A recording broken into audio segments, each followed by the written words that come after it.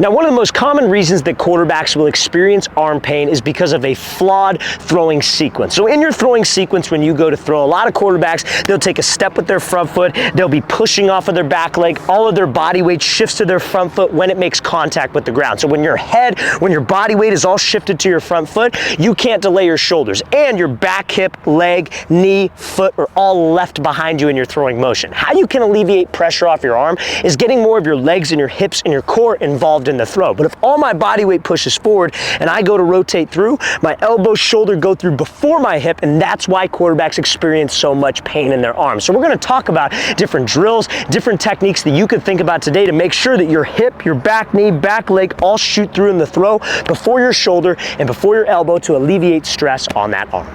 Now, first we're going to be talking about what exact throwing sequence do you want as a quarterback, and then we'll be getting into some drills to work on this exact sequence. So remember what we said, guys, we never want to be in this position where your elbow and your shoulder are ahead of your back hip, because that puts a lot of pressure on your elbow and your shoulder. We always want the football, my elbow and my shoulder, chasing my back hip, aka trailing behind it. So how do we get to that point? First and foremost, it's all about weight distribution. So when you're in the pocket, when you're just throwing in general, you got to think a lot about your throwing motion like a baseball swing. Every single quarterback is different in terms of how they take the ball back, their genetic, just like structure, how they hold the ball. Everybody's different, but your throwing sequence, when you look at all of the top passers across the NFL, collegiate sports, they all have a similar weight distribution and hip drive pattern, and that's what I want you guys to focus on. So it starts with weight distribution. Think of it like a baseball swing. You're in the batter's box, pitcher throws you a pitch, you step to the pitcher, but you keep the bat loaded back here, and where does your body weight stay? Your body weight is shifted onto this back leg, because when your front foot gets down,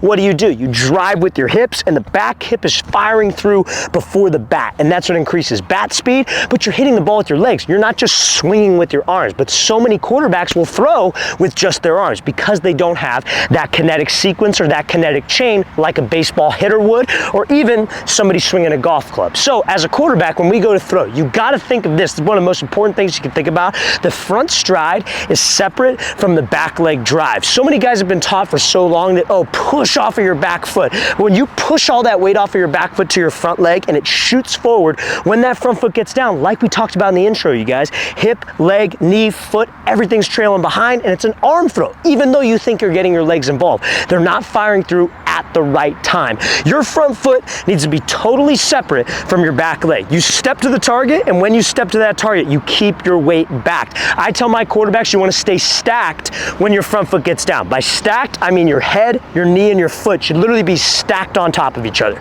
So if I'm stacked on top of each other, I could actually delay with my shoulders, take the football back, and every quarterback is different in this spot, but when that foot's down and my weight's here, when I decide to drive through with my hips, when I decide to push and transfer my weight, it happens before my shoulders do, and that's what alleviates pressure off my arm. So now we're going to get into a couple great drills to help you get to that exact spot.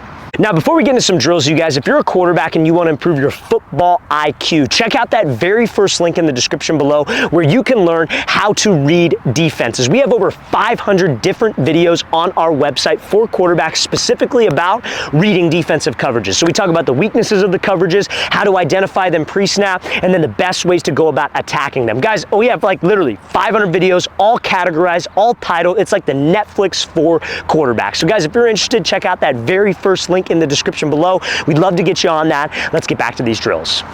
Now, this first drill to alleviate arm pain, to get rid of this stress that you don't need on your elbow and your shoulder, is something called a no stride drill. So this no stride drill, what you're going to do is you're going to start out, and we're taking the step to the target completely out of the equation in your throwing motion, because that's where a lot of quarterbacks will disengage their back leg, back hip, and their core. Because remember, a lot of quarterbacks have been taught, push off of your back foot to generate power. So they'll be here, they'll push into this front foot while they're taking that stride, and that's when that knee, the hip gets left behind, and your elbow and shoulder end up clearing before your hip. You could be trying to rotate as hard as you can, but you physically will not be able to, and you physically will not be able to take pressure off your arm. So this drill completely negates that, and it gets rid of the strides. You're gonna have a target set up maybe about 10 to 12 yards away. You're gonna be in a regular throwing stance. You gotta make sure that your head, knee, and foot are stacked. You're keeping your weight back, and what you're gonna do is you're gonna open your front foot just slightly. You don't need to have your toes directly open, but you also don't wanna be closed off. Somewhere in this range, I would say. So your front foot's gonna be open, nice and relaxed with your upper half. And all we're gonna do is we're gonna rotate my shoulder and separate my hands without moving my back knee. A lot of people, what they'll do on this is that their hips will go as soon as their hands separate, but where does that do to my body weight? My body weight pushes forward, and then my back hip and my back leg are still disengaged in the throw. We don't want my shin and my knee to move. So I'm here, I rotate back, I'm sitting, and then my hips fire through after I rotate my shoulders back and separate my hands. That right there, that kinetic chain, that kinetic sequence is what will alleviate pressure off of your arms. So we're gonna show you how this drill should look, full speed.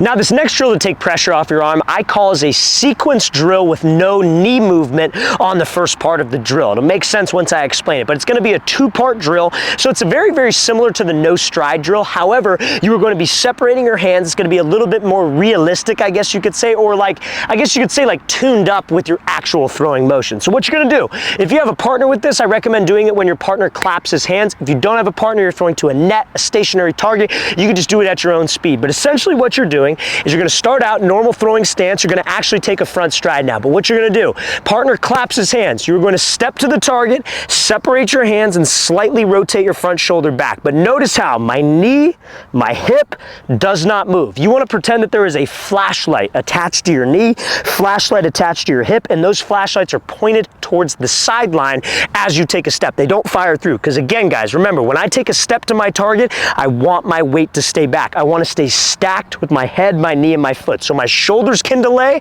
and so when I decide to fire through with my hips, they fire through before my shoulders do. So that's essentially what we're doing. So your partner claps his hands, we step, separate, but the knee doesn't move. Claps his hand a second time, I want you to think somebody's got their hands on the front of your shorts and they are pulling you open to drive your back hip through so that back hip can come through before the elbow, before the ball, taking that pressure off of my arm. So we're gonna show you how this drill should look, full speed.